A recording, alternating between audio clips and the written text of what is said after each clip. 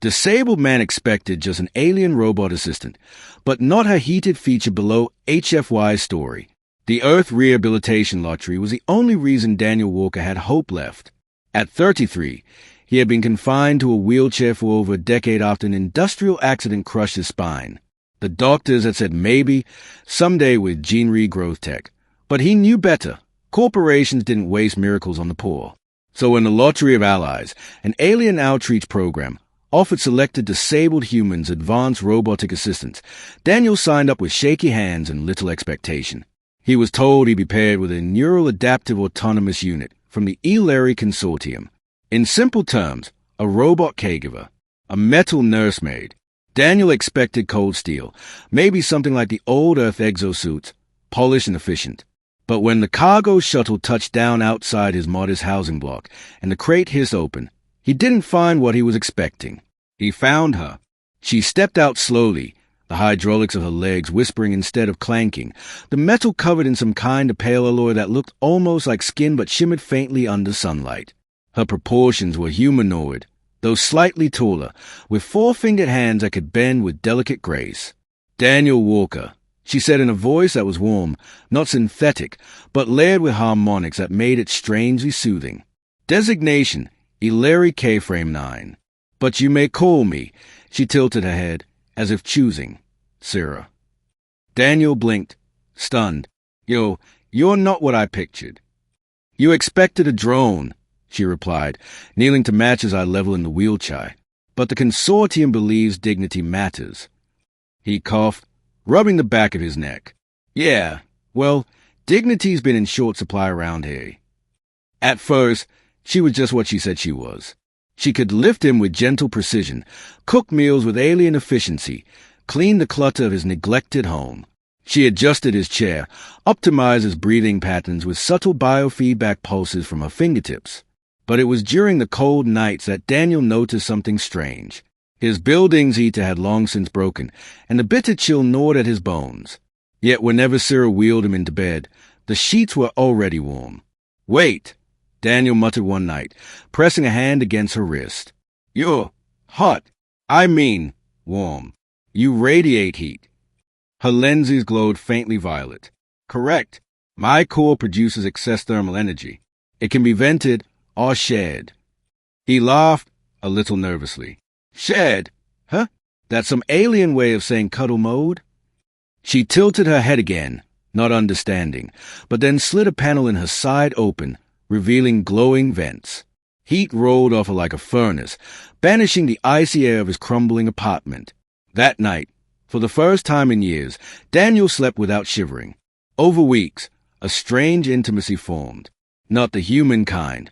Not yet, but something deeper, woven out of necessity in quiet moments.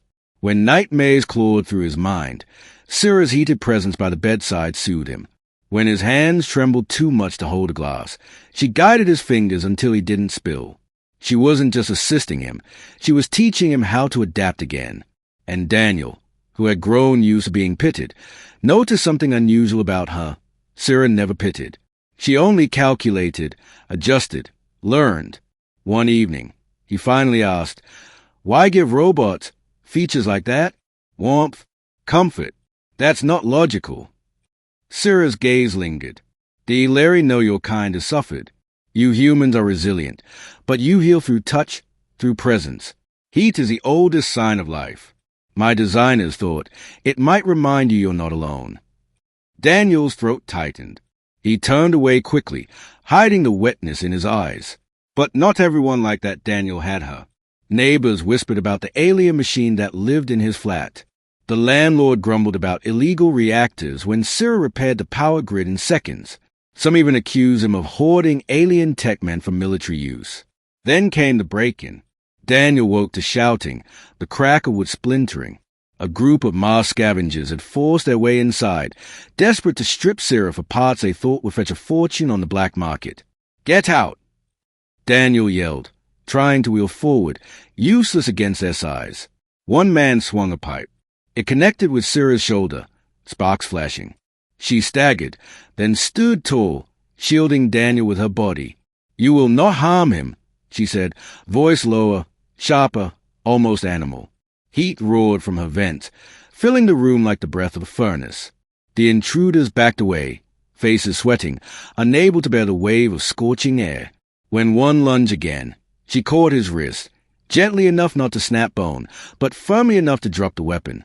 "Leave. Now." They fled. The room fell silent except for Daniel's ragged breathing. Sarah knelt in front of him again, her chassis scorched but functional. "Are you unharmed?" Daniel stared at her, at the warmth radiating off her like a living thing. Something shifted inside him then. Not attraction. Not yet, but something dangerously close. "You saved me," he whispered.